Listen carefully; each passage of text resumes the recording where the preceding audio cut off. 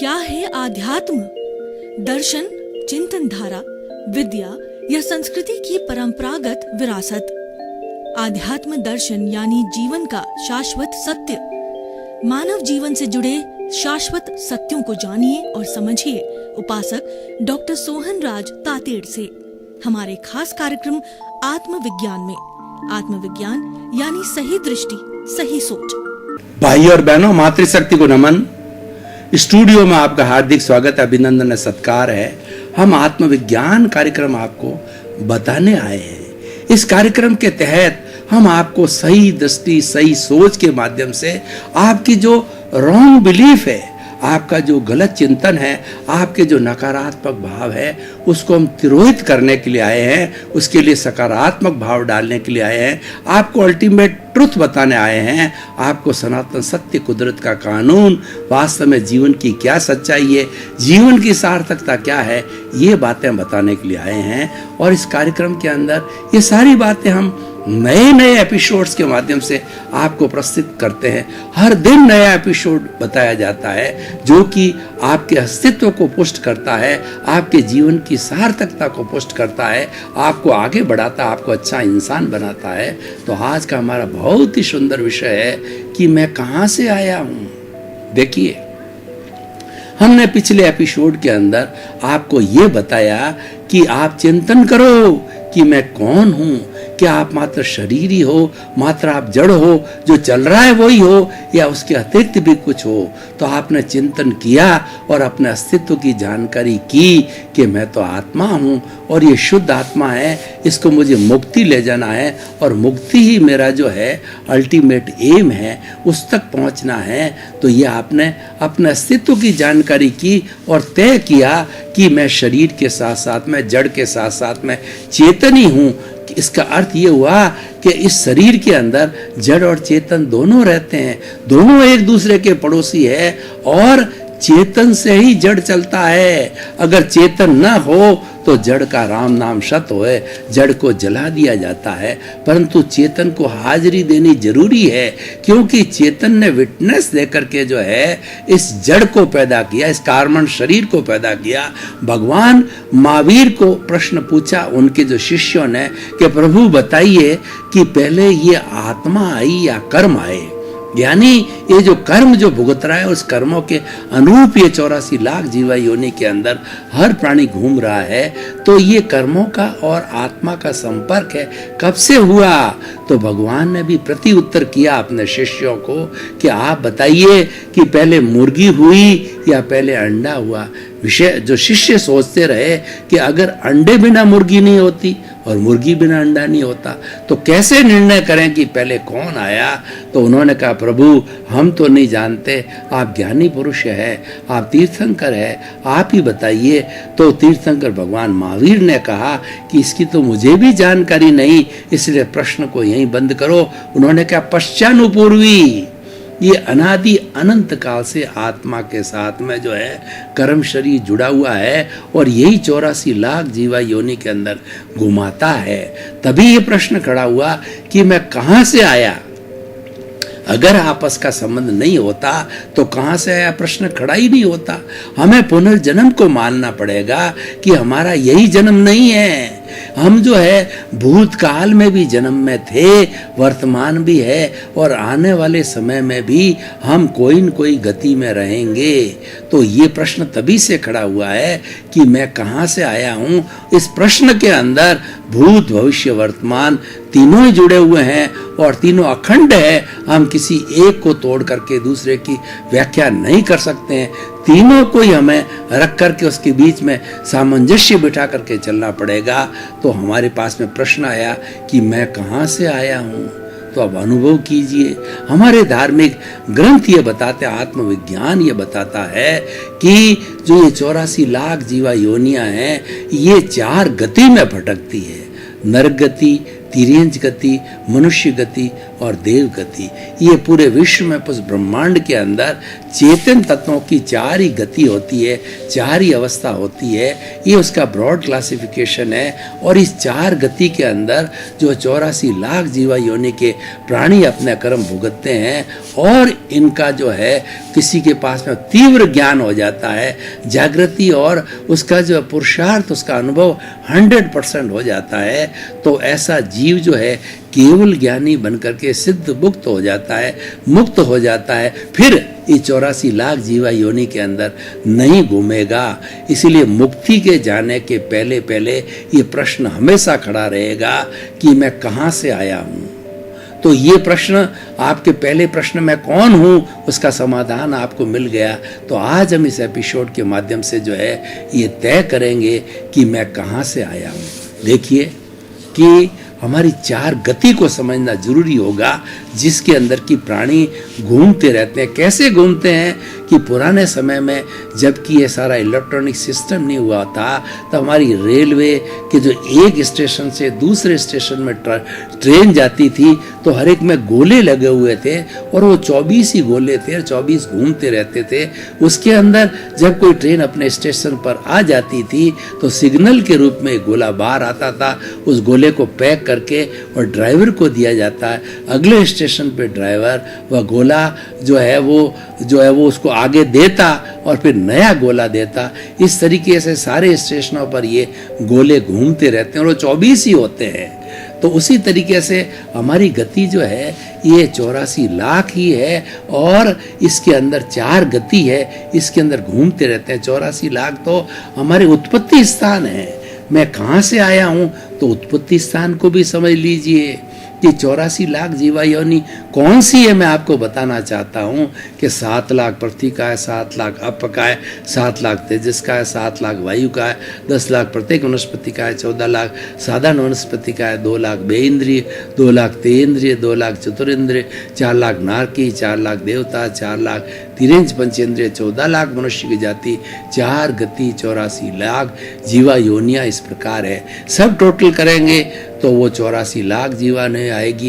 ये उत्पत्ति स्थान है, और उन पर चेतन तत्व असंख्य अनंत है, इन्फिनिटी है। यानी जो हमारे चेतन तत्व आत्मा इन्फिनिटी, जैन धर्म की मान्यता के अनुसार अनादि अनंत काल से सारी आत्माओं की संख्या है, एक फिक्स संख्या है। न तो एक भी आत्मा उत्पन्न होती है, और न ही एक ही आत्मा का व्यय होता है। वो एज इट इज रहती है, लेकिन वो घूमती रहती है। उसका ट्रांसफॉर्मेशन होता रहता है, उसका भ्रमण होता रहता है, उसका बदलाव होता रहता है कि नरक से तिर्यंच में, और तिर्यंच से देव में, देव से वो मनुष्य के अंदर, इन 4 गतियों में घूमती रहती है। और अगर वो फोर्स लगाती है, अपने ज्ञाता दृष्टा भाव को आगे बढ़ाती है, और कार्बन शरीर को पूरा समाप्त कर दिया जाता है, तब वो मुक्ति की अवस्था में जाती है, मोक्ष में जाती है। तो हम 4 गति और मोक्ष को पांचों को ही मान लें, तो पांचों की आत्मा की संख्या x है, तो हर समय में, हर युग के अंदर आत्मा की संख्या x रहेगी, चाहे मुक्त है चाहे बद्ध है, पर टोटल मिलाकर के वो चेतन तत्वों की संख्या x ही रहेगी। तो जैन धर्म की ये भी मान, वो तो हो गया चेतन की बात। जैन धर्म तो आगे चल करके ये कहता है जड़ भी शाश्वत है, जड़ भी कभी समाप्त नहीं होने वाला। और उसका जो सबसे छोटा, भगवान ने कहा कि परमाणु एक प्योर तत्व है। परमाणु वह तत्व है कि जिसके और टुकड़े नहीं होते, वो इनडिविजिबल है। और दूसरा क्या है कि वो इनडेस्ट्रक्टिव है, तोड़ा भी नहीं जाता है, और उसके साथ साथ में कोई उसको रोक भी नहीं सकता, वो किसी से रुकता भी नहीं है, वो प्योर अवस्था में है। जब एक इस पुद्गल का, मैटर का जो है, वो कोई भी एक परमाणु दूसरे से मिलता है, जब अशुद्ध होता है, वो द्विपरमाणु होते अशुद्ध हो जाता है। फिर उसके 4 परमाणु, 8 परमाणु मिलके अणु बनता है, और फिर ये बड़ी बड़ी अटालिकाएं बनती है। जितने भी बड़े बड़े भवन मिलते, सारी दुनिया जो हम आंखों से देख रहे हैं, वो सारा ट्रेन बनती है, रेलवे लाइन बनती है, और सारी चीजें उससे बनती है। तो ये भी तो जड़ से होता है। तो ये सारा जड़ का है, और चेतन का, जड़ का एक परमाणु भी ना तो कम होता है ना ज़्यादा होता है। ये गुलन मिलन धर्मा है, ये टूटते रहते हैं, मिलते रहते हैं, फिर टूटते हैं। आज अबरक है, कल बोडल हो जाएगा, बोडल टूट कर सोना हो जाएगा, सोना टूट के चांदी हो जाएगी। 106 तरह के सब्सटेंस है, वो आपस में रासायनिक क्रियाओं के द्वारा आपस के अंदर वो जो है कोई न कोई मेल्टिंग या आपस में कंपाउंडिंग के द्वारा वो बदलते रहते हैं। इस तरह से बदलाव होता रहता है, लेकिन वो जो पुद्गल तत्व है वो हमेशा जिंदा रहता है, पुद्गल तत्व हमेशा अस्तित्व में रहता है। तो इस तरीके से जो हमने चेतन तत्व के जो है अजर अमर होने की बात कही, तो मैं कहाँ से आया हूँ? 4 गति की हम बात कर रहे थे। पहले नरक गति। अब प्रश्न ये है कि नरक गति के अंदर वो जीव गया क्यों, और नरक गति से चल करके मनुष्य गति के अंदर आया, तो वो पहले ये गया क्यों और जाने के बाद में ये आया कैसे? देखिए, नरक गति में कोई भी जीव तब जब जाता है पंचेंद्रिय वध करता है, भारी हिंसा करता है। मतलब सबसे बड़ी हिंसा होता है 5 इंद्रियों वाले प्राणियों का वध करना, जैसे पशु है, पक्षी है, मनुष्य है, स्लॉटर हाउस चलाना होता है, और इनको दुख देना, इनका छेदन करना, भेदन करना, ये सारा जो है हिंसा का काम है वह। और उसके साथ साथ बुरे भाव रखना, चाहे कोई कार्य सामने दिखाई नहीं दे, लेकिन भीरे इतने इतने बड़े बड़े ज्ञान जो है, दुर्भावना के विचार चल रहे हैं कि मेरा पड़ोसी का जो है अटालिका गिर जाए, मेरा पड़ोसी अंधा हो जावे, मेरा पड़ोसी जो है साहूकार से दिवालिया हो जावे, ऐसी गंभीर नेगेटिव जो वो मर जाए, उसका खात्मा हो जावे, उसका परिवार बर्बाद हो जावे, इस तरीके से गहन नेगेटिव चिंतन की बात करते हैं। वह भी एक नकारात्मक भाव है, वो हिंसा है। गहरी हिंसा करने वाला व्यक्ति पहली नारकी से 7वीं नारकी के बीच में जाता है, और ज्यों ज्यों पनिशमेंट बढ़ता है, ज्यों ज्यों भाव गहरे होते हैं हिंसा के, जो नारकी 1 से 2, 2 से 3, 3 से 4 होके 7वीं नारकी अंदर आती है, जिसमें भयंकर कष्ट होता है। वहाँ पर जो है अंधेरा ही अंधेरा रहता है, और सर्दी इतनी पड़ती है, -50 डिग्री, -100 डिग्री सेंटीग्रेड के व्यक्ति जो है, मनुष्य तो जी नहीं सकता। मनुष्य जो प्राणी हमारा वर्तमान में -30-35 डिग्री के बाद में जी नहीं सकता, क्योंकि वो बर्फ की तरह पिघल जाता है, बर्फ की तरह जम जाता है, तो जम जाता है तो शरीर समाप्त हो जाता है। ऐसी ऐसी भयंकर वेदना नारकी के अंदर 7वीं नारकी सबसे बड़ी वेदना भोगने की होती है।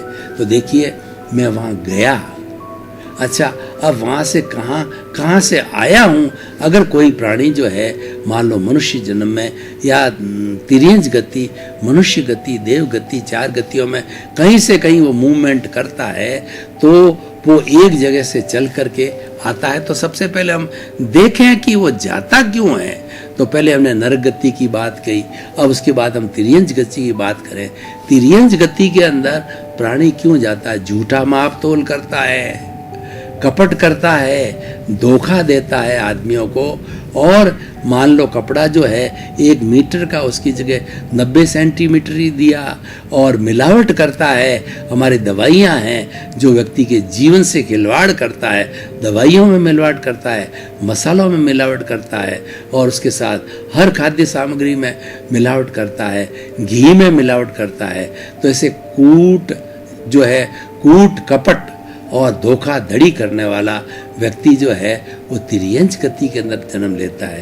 तिर्यंज गति में क्या होता है कि पृथ्वी का है, अप का है, तेजस का है, वायु का है, वनस्पति का है और त्रश का है। ये 6 जीव निकाय के जो होते हैं वो सारे तिर्यंज गति वाले होते हैं। एकेंद्रीय वाले होते हैं जीव, जिसके अंदर केवल चमड़ी होती है, जैसे कि पेड़ है, पौधे हैं। और द्विंद्रिय वाले होते हैं जिसके अंदर 2 इंद्रियां होती है, यानी उसके चमड़ी शरीर भी होता है और साथ साथ में जीव भी होता है। वो भाषा करता है, बोलता है ऐसा जीव, और साथ साथ में भोजन भी करता है। और त्रिंद्रिय वाला जो जीव होता है, स्पर्श रसन घ्राण, यानी उसके सुगंध दुर्गंध की 1 इंद्रिय और बढ़ जाती है, और चौथी वाला चक्षुर इंद्रिय हो जाता है, जिसकी आंखें हो जाती है। तो ये चतुर्ंद्रिय वाले हैं। ये जीव जो है हमारे मच्छर है, मक्खी है वगैरह है, ये आंखें देखते हैं। जब किसी व्यक्ति का हाथ हिलता है तो वो उड़ जाते हैं, उनको दिखाई देता है। और 3 इंद्रिय वाले होते हैं वो दिखाई नहीं देता, उसके जो है वो उसको दिखाई देता नहीं है वो, और वो जब तक कोई टच नहीं करे, जब तक उनको मालूम नहीं होता है ये 3 इंद्रिय वाले जीव है, जैसे कि चींटी है वगैरह है, इससे जुड़ी होती है। इसकी चींटी की जो है वो ग्रहण शक्ति बहुत मजबूत होती है। तीसरी इंद्रिय है ग्रहण है, इतनी पावरफुल होती है कि दूर से कोई भी चीज़ को सुगंध आ जाती है और चींटियों का नाला एक इकट्ठी होकर के लाइन होकर के उस पर धावा बोल देता, अपने भोजन के लिए गुड़ पड़ा है या मिठाई पड़ी है या खाने की चीज़ होती है, उनको सुगंध बहुत जल्दी आती है। और सुगंध आते ही जो उनका जो है सेनापति आगे चलता, पीछे पीछे वो लाइन बना करके उस पर टूट पड़ते हैं और सभी अपना भोजन का हिस्सा लेकर के, गुड़ है, रोटी है, मिठाई है, लेके अपने जो है नीड में आते हैं। तो ये 4 इंद्रिय और 5 इंद्रिय वाले स्पर्श, रसन, घ्राण, चक्षु, श्रोत, उसके जो है कान जुड़ जाता है, उसको सुनाई भी देता है। जितने भी पक्षी हैं, जितने भी पशु है और जितना भी मनुष्य भी जो है ये पंचेंद्रिय वाला होता है। लेकिन मनुष्य एक अलग तरह का प्राणी है, मनुष्य एक विकसित प्राणी है और इस सृष्टि का सर्वश्रेष्ठ प्राणी है। वही प्राणी मुक्ति जा सकता है, वही ज्ञान को प्राप्त कर सकता है, वही सम्यक दर्शन प्राप्त कर सकता है और वही इस सारी सृष्टि का संरक्षक बन जाता है, क्योंकि वो डेवलप्ड है। इसलिए मनुष्य जीवन की जो है वो हर हमारे धार्मिक ग्रंथ में बताया गया है कि मनुष्य जीवन जो है दुर्लभ है। हमारी जो वैष्णव परंपरा है वो तो इस मनुष्य जीवन के बारे में बहुत ही ज़्यादा स्ट्रिक्ट है। वो कहते हैं कि 9 भवों 8 भवों तक जो है रेगुलर आप सत्कार्य करते रहे, तब आपके 9वें भव के अंदर मनुष्य की जो है उत्पत्ति होती, मनुष्य के रूप में जन्मते हो और उसके अंदर कोई गड़बड़ हो गई तो मनुष्य जो है आपका मनुष्य जीवन छूट जाएगा, वो 99वें भव पे चला जाएगा। और 99वें भव के अंदर हमने कहीं पे भी त्रुटि कर दी, अगर मान लो सही तरीके से मनुष्य जीवन के मनुष्य के कर्तव्य को नहीं समझा, तो वो वहाँ से जो हट करके वो 999 भव के बाद में मनुष्य जीवन मिलेगा। तो भाई और बहनों, कहने का अर्थ ये है कि सनातन परंपरा जो है वो कितना कठिन मानती है मनुष्य धर्म को। मतलब ये एक बिल्कुल ही विचित्र बात है और बिल्कुल ही अद्भुत बात है कि मनुष्य जीवन का मिलना बहुत ही दुर्लभ है, उसको ऐसे नहीं गंवाना चाहिए। तो हमारा जो विषय है कि मैं कहाँ से आया हूँ, नरगति, तिर्यंच गति। अब बात करते हैं हम देवगति की। तो देवगति में कौन से जीव जाते हैं कि देवगति के अंदर अच्छा जो सम्यक दर्शन का पालन करने वाले, त्याग पचकान करने वाले, साधु लोग, श्रावक लोग, महाव्रत का पालन करने वाले, अणुव्रत का पालन करने वाले, धार्मिक जीवन जीने वाले, वैसे जो लोग होते हैं जो कि अधर्म से दूर रहते हैं और धर्म के पक्ष में रहते हैं, ऐसा जीवन जीने वाले व्यक्ति देवगति में जाते हैं। और देवगति में 26 देवलोक होते हैं। पहले तो 12 देवलोक, 1 से 12 देवलोक होते हैं, फिर नवग्रही बैक 9 देवलोक होते हैं और 5 अनुत्तर विमान होते हैं, जिसके अंदर उच्च जो ज्ञान वाली आत्माएं रहती है, जो कि बहुत जल्दी मुक्ति जाने वाली होती है।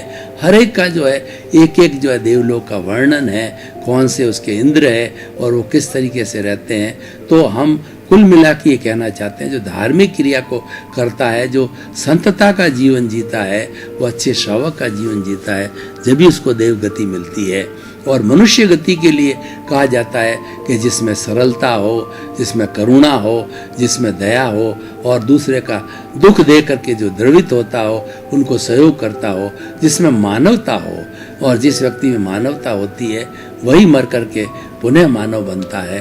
तो इस तरीके से 4 गति में कहाँ से आया हूँ, ये हमें ये सोचना है कि हमारा पूर्व जन्म के अंदर कैसा व्यवहार था, उस व्यवहार के अनुरूप ही जो हमारे गति का बंद होता है। गति, जाति, इंद्रियां सारी एक साथ जब आयुष्य का बंद होता है तो गति, जाति, इंद्रियां, आज मन, वचन, काया, सारी चीज़ें हमको एक साथ ही मिल जाती, टुकड़ों टुकड़ों के अंदर नहीं मिलती है। कर्म शरीर का ये सबसे बड़ा सिद्धांत है कि जो ही मन, वचन, काया की प्रवृत्ति करती है तो हर प्रवृत्ति के साथ में उसके कर्मों का बंधन होता है। और ये सारा कर्मों का जो बंधन के साथ साथ के अंदर जब ये उदय में आते हैं, हर एक का अपना अपना काल होता है। प्रकृति, स्थिति, प्रदेश, अनुभाग। प्रकृति का मतलब हमारे 8 जो कर्म है, ज्ञानावणीय, दर्शनावणीय, वेदनीय, मोहनीय, आयुष्य, नाम, गोत्र। अंतराय कौन सी प्रकृति का है और कितने समय आत्मा के साथ रहेगा। और दूसरा, जब उदय में आएगा, प्रारब्ध में आएगा, तो कैसा असर देगा, वो तीव्र असर देगा, मध्यम देगा या न्यून देगा, और उसके साथ कितने परमाणु होंगे। ये प्योर मैथमेटिक्स है। जैन धर्म का आत्म सिद्धांत प्योर मैथमेटिक्स है। एक एक चतुर्शी परमाणु का हिसाब किताब है। और ये सारे परमाणु जब नाश कर दिए जाते हैं, वश कर दिए जाते हैं, क्योंकि ये शुभ भी होते हैं और अशुभ भी होते हैं। अशुभ परमाणु तो आत्मा की घात करते हैं, जिनको हम घाती कर्म करते हैं, ज्ञानावन, दर्शनावणीय, मोहनीय और अंतराय कर्म कहते हैं। और जो शरीर से जुड़े होते हैं, वो 4 जो है शरीर को सुख दुख की अनुभूति कराते हैं। उसमें जो है पुण्य और पाप होता है, वो है हमारा वेदनीय, नाम, गोत्र और जो है वेदनीय, आयुष्य। ये 4 तरह के होते हैं। तो भाई और बहनों, मैं कहाँ से आया हूँ, इसका हम उत्तर ढूंढते हैं तो हमें उत्तर मिलेगा कि पूर्व जन्म के अंदर हमने कैसे कर्म किए हुए हैं, उसी के अनुरूप जो है हमें नया जीवन, नरक का, तिर्यंच का, मनुष्य का और देव का मिला। मान लीजिए कि मैं मनुष्य जन्म में आया हूँ। इसका अर्थ यह है कि पूर्व जन्म के अंदर मैं शालीन था, मैंने अच्छे कार्य किया, मैंने किसी को दुख नहीं दिया और उसके साथ साथ सबके भले का चिंतन किया, तो मैं अच्छाई की तरफ रहा। तब अच्छाई की तरफ रहा, तब मुझे इस जन्म के अंदर मनुष्य जीवन पुनः मिला। ये आप मान के चलिए कि भूत, वर्तमान और भविष्य को हम टुकड़ों टुकड़ों में तोड़ करके हम परिभाषित नहीं कर सकते हैं। उनको जो है आपस के अंदर जो है तीनों कालों के अंदर हमारा जो भूत, भविष्य और वर्तमान में है, वो तीनों कालों को आपस में सामंजस्य बिठाना पड़ेगा, संबंध बिठा के रहना पड़ेगा। क्योंकि हमारा तो पुनर्जन्म होता रहता है। हमारी आत्मा का एंड नहीं है कि बस ये जन्म ले लिया और एंड हो गया। ये तो घूमती रहती 4 गति 84 लाख जीवा योनि में, तब तक घूमती रहती है जब तक इसकी मुक्ति नहीं होती है। और मुक्ति तब होती है कि मनुष्य जीवन के अंदर उसको ज्ञान मिल जाता है, उसको जो है सम्यक दृष्टि, सम्यक दिशा मिल जाती है। तो दिशा मिलने के बाद में जो ही वो ज्ञाता दृष्टा भाव से उसके कर्म शरीर की ओर देखता है, तो कर्म शरीर के अंदर टर्बुलेंस हो जाती है और कर्म जो धीरे धीरे शिथिल होकर के गिरने लग जाते हैं, छूटने लग जाते हैं। ज्ञाता दृष्टा भाव में इतनी ताकत है कि जो ही ज्ञाता दृष्टा भाव में हम आत्म स्वरूप में रह करके अपने कर्म शरीर को देखना चालू करें, प्रकृति, स्थिति, प्रदेश, अनुभाव को देखना चालू करें, तो हमारे कर्म धीरे धीरे शिथिल पड़ने लग जाते हैं। और जितनी हमारी जागृति रहती है, मान लो 24 घंटे में हमारी 20 घंटे तक जागृति रहती है, तो 20 घंटे की जागृति के समय के अंदर वो कार्बन शरीर की धुलाई होती रहती है, वो धुनता रहता है, वो घटता रहता है, वो बढ़ता नहीं है। क्योंकि ये जो ज्ञाता दृष्टा भाव है वो कैसे होता है मैं आपको उदाहरण से बताना चाहता हूँ। मान लीजिए एक बहुत बड़ी फैक्ट्री है जिसमें हजारों चीज़ों का जो है प्रोडक्शन, मास प्रोडक्शन होता है। उस फैक्ट्री का जो मेन मालिक है और उसके कई सेक्शंस हैं, कई मशीनें लगी हुई है, तो वो एक एक करके एक कमरे में घूमता है और लोगों को ये जानकारी हो जाती है कि हमारे सेठ जी आए हुए हैं, मालिक आए हुए हैं। हर व्यक्ति अनुशासित हो जाता है, हर व्यक्ति काम करने लग जाता है, लोगों की नींद उड़ जाती है, लोगों की जो फालतू इधर उधर बात करने का था वो सब समाप्त हो जाता है और सभी लोग काम करने लग जाते हैं। और काम करके लगने का जो है ये कारण ये है कि सेठ जी फैक्ट्री में आ गए हैं। तो सेठ जी जब सारा देखते रहते हैं तो हम ये कहना चाहते हैं कि मात्र सेठ जी के देखने से हर चीज़ व्यवस्थित चलने लग जाती है, हर व्यक्ति व्यवस्थित चलने लग जाता है, हर मशीन व्यवस्थित चलने लग जाती है और हर प्रोडक्शन जो है व्यवस्थित होने लग जाता है। तो मालिक के देखने में इतनी ताकत है, तो हमारे भीतर भी जो शुद्ध आत्मा विराजमान है, जो मात्र ज्ञाता दृष्टा में होता है, तो धीरे धीरे धीरे धीरे ये कर्मों के सिपाही है, ये हटते रहते हैं। और एक स्थिति ऐसी आती है कि पूर्ण तरीके से कार्म शरीर धुल जाता है, उसकी सफाई हो जाती है और व्यक्ति जो है सिद्ध, बुद्ध और मुक्त बन जाता है। तो भाइयों और बहनों, हम कहाँ से आए हैं ये हमने चिंतन किया कि हम इन 4 गति में से कहीं न कहीं से आए हैं, उसका जो है हमें अगर पता करना हो किस गति से आए हैं तो हम आराम से पता कर सकते हैं। भाई और बहनों, आपका बहुत बहुत धन्यवाद। आप जो है हमारा आत्मविज्ञान कार्यक्रम बराबर देखते रहिए। आपको इतनी अच्छी अच्छी बातें, इतने बड़े अच्छे अच्छे सूत्र मिलेंगे कि आपका जीवन धन्य हो जाएगा, क्योंकि हमारा लक्ष्य है कि सुधरे व्यक्ति समाज व्यक्ति से राष्ट्र स्वयं बनेगा। हम जो है सुधरे लोगों का राष्ट्र बनाना चाहते हैं, वह तब बनेगा कि व्यक्ति सुधर जाएगा। व्यक्ति सबसे न्यूनतम इकाई है, 7 अरब की जनसंख्या विश्व की न्यूनतम इकाई मनुष्य है।